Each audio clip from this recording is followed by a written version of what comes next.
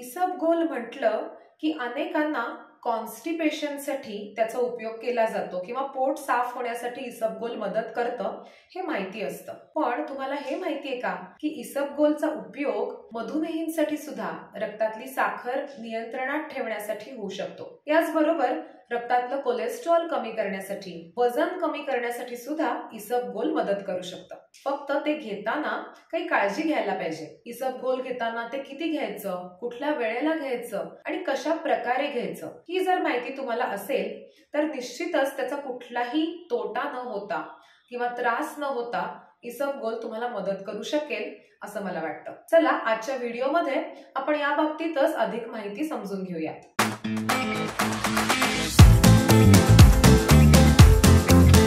नमस्कार, मी doctor Tejas. Just for हार्ट्सच्या YouTube चॅनलवर तुमच्या सगळ्यांचं खूप खूप स्वागत। आता दिवाळीनंतर अनेक जण पुन्हा एकदा त्यांचं वजन, शुगर, कोलेस्ट्रॉल कमी करण्याकडे लक्ष द्यायला लागलेत। आता या तुमच्या प्रवासामध्ये तुम्हाला एक तुमच्या आहारातला पदार्थ मदत करू शकतो आणि तो म्हणजे इसबगोल। इसबगोलचं नाव अनेकांना माहिती आहे, अनेकांनी ऐकलंय, पण फक्त पोट साफ होण्यासाठीच बऱ्याचदा इसबगोल वापरलं जातं। पण जर तुम्ही याचे इतर फायदे समजून घेतलेत तर तुम्हाला अधिक डोळसपणे इसबगोलचा वापर करता येईल। सुरुवातीला हे बघूयात की इसबगोल म्हणजे नेमकं काय, कशापासून ते बनतं। तर इसबगोल हे एका वनस्पतीपासून मिळणारा पदार्थ आहे। त्याला इंग्लिशमध्ये सिलियम हस्क असं म्हणतात। हस्क म्हणजे एखाद्या बीचं आवरण आणि इसबगोल जी पावडर आपण घेतो किंवा बाजारात मिळते ती म्हणजे एका वनस्पतीच्या बियांचं आवरण असतं किंवा कव्हर असतं। आणि अर्थातच कुठल्याही बियांच्या कव्हर मध्ये फायबर्सचं प्रमाण चांगलं असतं, म्हणजे तंतुमय पदार्थांचं प्रमाण चांगलं असतं। पर्यायानं इसबगोल हे एक फायबर सप्लिमेंटच आहे हे तुमच्या आतापर्यंत लक्षात आलं असेल। पण इसबगोल मधल्या फायबर्सचं एक वैशिष्ट्य ते म्हणजे याच्यामध्ये सोल्युबल फायबर्सचं प्रमाण चांगलं आहे। सोल्युबल फायबर्स म्हणजे पाण्यात विरघळणारे फायबर्स। इतर जे फायबर्स असतात ते इनसोल्युबल फायबर्स असतात, जे कॉमनली इतर बियांच्या किंवा फळांच्या, भाज्यांच्या आवरणामध्ये असतात। आणि या दोन्ही फायबर्सचे फायदे जे आहेत ते वेगळे वेगळे आहेत। तर इसबगोलचे जे पावडर मिळते त्याच्यामध्ये बहुतांश करून म्हणजे 80% जवळपास सोल्युबल किंवा विरघळणारे फायबर्स असतात आणि एक 10-15% इनसोल्युबल फायबर्स असतात। आणि तुम्ही जर का 5 ग्रॅम इसबगोलची पावडर बघितली तर त्यातलं 4 ग्रॅम हे फायबरच असतं। त्यामुळे याच्यातनं फारशा कॅलरीज मिळत नाहीत किंवा फारशी इतर ऍब्सॉर्बेबल कार्बोहायड्रेट्स किंवा फॅट्स, प्रोटीन्स ह्याचं प्रमाण इसबगोल मध्ये अगदी नगण्य आहे। फायबर सप्लिमेंट म्हणून त्याचा उपयोग खरं तर केला जातो। पण फायबर्स यातले जे इनसोल्युबल फायबर्स आहेत ते कॉन्स्टिपेशन दूर करण्यासाठी जरूर मदत करतात। सोल्युबल फायबर्सचे फायदे यापेक्षाही पुढे जाऊन तुम्हाला घेता येतील, कारण हे फायबर्स जेव्हा पाण्याच्या संपर्कामध्ये येतात तेव्हा ते फुगतात आणि जेल सारखं स्ट्रक्चर तयार होतं। आणि ही जेल जेव्हा पोटामध्ये तुमच्या जाणार आहे तेव्हा तुम्हाला ही फुगलेली सालं तुमच्या पोटाचा बराचसा भाग व्यापणार आहेत आणि तुम्हाला पोट भरल्याची संवेदना लवकर येणार आहे। त्यामुळेच तुमचं नंतरचं खाणं हे थोडं कमी होणार आहे आणि नंतर जर का तुमच्या पोटामध्ये कमी कॅलरीज गेल्या तर निश्चितच तुम्हाला वजन, शुगर आणि कोलेस्ट्रॉल कमी व्हायला मदत होणार आहे। याचबरोबर हे सोल्युबल फायबर्स तुमच्या अन्न पचनानंतर शुगर आणि कोलेस्ट्रॉलच्या ऍब्झॉर्प्शनला सुद्धा अटकाव करतात आणि त्यामुळे सुद्धा कोलेस्ट्रॉल आणि शुगर व्हायला दुहेरी फायदा होतो। पण मग आता ही पावडर कधी घ्यायची आणि किती प्रमाणात घ्यायची आणि कशी घ्यायची, तर पहिल्यांदा हे लक्षात ठेवायला पाहिजे की तुमचं जर का जेवणाची क्वांटिटी तुम्हाला कमी होणं अपेक्षित असेल तर निश्चितच ही पावडर जेवायच्या आधी घेण्याने उपयोग होणार आहे। त्यामुळे जेवणापूर्वी अर्धा तास किंवा एक 15-20 मिनिटं तुम्ही ही पावडर पाण्यामध्ये ऍड करून घेऊ शकलात तर तुम्हाला त्याचा निश्चित फायदा होतो। काही जण रात्री झोपताना सुद्धा ही पावडर घेतात, पण जेवणापूर्वी घेतल्यामुळे याचा जास्ती फायदा तुम्हाला होणार आहे। आता किती पावडर घ्यायची, तर हे फायबर्स असल्यामुळे सुरुवात करताना टप्प्याटप्प्याने सुरुवात करावी। एकदम खूप जास्ती प्रमाणात तुम्ही हे फायबर्स घेतले तर तुम्हाला त्रास होऊ शकतो। त्यामुळे आयडियली मी सांगते असं की दिवसातनं एकदा सुरुवात करताना घ्या आणि 1 टीस्पून घ्या आणि नंतर मग दिवसातनं 2 वेळा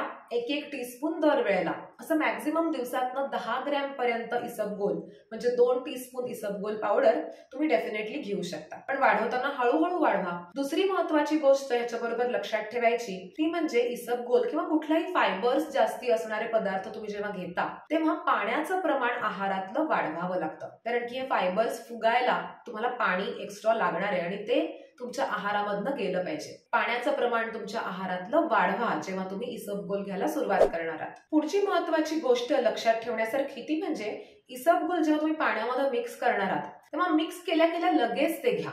तुम्ही खूप वेळ थांबलात तर जेल सारखं स्ट्रक्चर तयार होतं हे आपण बघितलंच मगाशी. तर ते घ्यायला बऱ्याच जणांना आवडत नाही किंवा मग ते खूप जास्ती होतं आणि तेवढं खाल्लं जात नाही. त्यामुळे लगेच तुम्ही पाण्यात मिक्स करून ताबडतोब ते घ्या. अगदीच तुम्हाला हे सुद्धा घ्यायला अवघड पडत असेल तर बऱ्याचदा असंही सांगितलं जातं की इसबगोल थोड्या थोड्या प्रमाणात तोंडात घेऊन मग वरून तुम्ही पाणी प्या. ही सुद्धा पद्धत तुम्हाला फॉलो करता येईल. पण ज्यांना काही घशाचे त्रास आहेत किंवा काही गिळायला अडचणी आहेत अशांनी शक्यतो इसबगोलचा वापर करू नये. कारण की गिळताना त्रास अशांना जास्त होऊ शकतो किंवा अडकू शकतं घशामध्ये. त्यामुळे ऑलरेडी काही त्रास असेल अशांनी इसबगोल जरूर टाळावं. स्पेशली लहान मुलांमध्ये सुद्धा इसबगोलचा वापर टाळला पाहिजे. कारण की गिळायला जरा ते त्रासदायक आहेच. हे इसबगोल जे आहे ते जसं कोलेस्ट्रॉल आणि ब्लड शुगरच्या ऍब्झॉर्प्शनला अटकाव करतं तसं इतर काही न्यूट्रिएंटच्या सुद्धा ऍब्झॉर्प्शनला अटकाव करतं. आणि स्पेशली मिनरल्स जसं की आयर्न आहे, कॅल्शियम आहे, अशा मिनरल्सचं ऍब्झॉर्प्शन किंवा खनिज द्रव्यांचं ऍब्झॉर्प्शन शोषण यामुळे कमी होऊ शकतं. त्यामुळे लहान मुलांमध्ये किंवा वाढीच्या वयातल्या मुलांमध्ये इसबगोलचा वापर फारसा रिकमेंडेड नाही. कारण ही मिनरल्स त्यांच्यासाठी चांगली महत्वाची असतात आणि त्याचं ऍब्झॉर्प्शन कमी झालं तर मुलांच्या वाढीवरती त्याचा परिणाम होऊ शकतो. तसंच मुलांच्या भुकेवरती पण याचा परिणाम होऊ शकतो आणि मग पौष्टिक पदार्थ त्यांच्या पोटात जाणार नाहीत आणि त्यांची वाढ नीट होणार नाही. त्यामुळे ऍडल्टसाठी हे ठीक आहे, ज्यांना नीट गिळता येतं अशांसाठी ठीक आहे आणि योग्य प्रमाणामध्ये, योग्य वेळी, योग्य प्रकारे. अजून इसबगोल घेताना काय काळजी घ्यायची? जर तुमची काही औषधं सुरू असतील तर औषधांची वेळ आणि इसबगोलची वेळ ही वेगळी वेगळी ठेवायची. एकाच वेळेला किंवा जवळजवळ ह्या दोन्ही वेळा ठेवू नका. कारण की इसबगोलचा तुमच्या औषधांच्या ऍब्झॉर्प्शन वरती सुद्धा परिणाम होऊ शकतो आणि यामुळे तुम्हाला त्रास होऊ शकतो. मधुमेहींचं जर इन्शुलिन सुरू असेल किंवा काही औषधं सुरू असतील शुगर कमी करण्याची तर कदाचित त्याचा डोस कमी करावा लागू शकतो. त्यामुळे इसबगोल तुम्ही जर घ्यायला सुरुवात केली तर त्यावेळेला शुगर जास्ती वेळा तपासून इन्शुलिनच्या बाबतीत योग्य तो निर्णय तुमचा तुम्ही घेऊ शकता आणि डॉक्टरांच्या सल्ल्याने गोळ्या औषधांचा डोस सुद्धा लागलं तर कमी करू शकता. इसबगोल घेणाऱ्यांमध्ये गॅसेस होणं किंवा थोडंसं पोट फुगल्यासारखं वाटणं किंवा भूक कमी होणं हे कॉमन आहे आणि तुम्ही जर भरपूर प्रमाणात पाणी घेतलं आणि इसबगोल सांगितलेल्या पद्धतीने आणि सांगितलेल्या प्रमाणात घेतलं तर हे साईड इफेक्ट तुमचे कमी होऊ शकतात. इसबगोल जसं पाण्यातनं घेता येतं तसं ते सूप्स बरोबर किंवा दुधाबरोबर, ताकाबरोबर सुद्धा घेता येतं. तुम्हाला जर ते त्या पद्धतीने आवडत असेल तर तसंही तुम्ही घेऊ शकता. अनेक वेगवेगळ्या पदार्थांमध्ये सुद्धा इसबगोल घालतात. म्हणजे पीठ मळताना, स्पेशली भाकरीच्या पिठामध्ये किंवा थालीपीठ करताना, धिरडी करताना सुद्धा इसबगोलचा वापर करता येतो. त्यामुळे थोडासा पदार्थाला त्या चिकटपणा येतो. स्पेशली जे लोक गहू वापरत नाहीत त्यांच्यासाठी जे वेगवेगळे तुम्ही पोळ्या, भाकऱ्या इतर ग्रेन्सच्या करता त्याच्यामध्ये बऱ्याचदा इसबगोलचा वापर केला जातो. पण जर का तुम्ही इसबगोल घेणार असाल तर नक्की तुमच्या शुगर्स तपासून, तुमची कोलेस्ट्रॉलची तपासणी आधी नंतर करून आणि वजन आधी नंतर तपासून त्याचा कितपत फायदा होतोय ह्याचा जरूर अभ्यास करा. जर तुम्ही डोळसपणे कुठलाही बदल केलात आहारामध्ये तर तो जास्ती फायद्याचा ठरणार आहे हे नक्की. तुम्ही जर पूर्वी कधी इसबगोल वापरलं असेल किंवा वापरत असाल आता सध्या तर तुमचे अनुभव कमेंट्स मध्ये जरूर शेअर करा. तुम्हाला इसबगोल घेऊन काही त्रास झाला का किंवा तुम्ही ते इसबगोल कशा प्रकारे घेता, कशात न घेता, किती घेता दररोज हे सुद्धा मला कळवायला विसरू नका. तुमच्या कमेंट्सची मी वाट बघते. चला थांबण्यापूर्वी आपल्या मंडे क्विजचं विनर अनाउन्स करायचं आहे आणि त्याचं उत्तरही सांगायचंय. मागच्या सोमवारी तुम्हाला आम्ही प्रश्न विचारला होता की मधुमेहींसाठी कारलं उपयुक्त आहे का, कारल्याने शुगर कमी होते का? अनेकांनी याचं उत्तर हो कमी होते किंवा नाही कमी होत नाही अशा 2 टोकांचं दिलंय. खरं तर मंडे क्विजचं उत्तर देताना तुम्ही थोडंसं समर्पकपणे देणं असं अपेक्षित आहे किंवा तुमच्या उत्तरामागचं लॉजिक आम्हाला समजावून सांगणं हे अपेक्षित आहे. तर आम्ही त्याचा विनर चांगल्या प्रकारे निवडू शकू असं मला वाटतं. त्यातल्या त्यात या मंडे क्विजचं उत्तर पुन्हा एकदा वैशाली खरुळ यांनी जरा सोप्या पद्धतीने समजावून सांगण्याच्या प्रकारे लिहिलंय आणि त्यांनी म्हटलंय की अगदी रक्तातली साखर कमी होत तर नाही, मदत कधीतरी होऊ शकते, पण रक्तातली साखर बघून तपासून तुम्हाला ठरवता येईल. आणि हे थोडक्यात बरोबर उत्तर आहे की असं कारलं किंवा मेथी असे कुठले मॅजिक पदार्थ नाहीयेत. तुम्हाला त्याचा योग्य प्रमाणात योग्य प्रकारे वापर आणि नियमित स्वरूपात वापर केला तर मदत होऊ शकते. पण तुम्हाला रक्तातली साखर तपासत राहिलं पाहिजे. आणि हेच जर का तुम्ही इतर पदार्थांच्याही बाबतीत करू शकलात तर निश्चितच तुम्हाला त्याचा फायदा होऊ शकतो.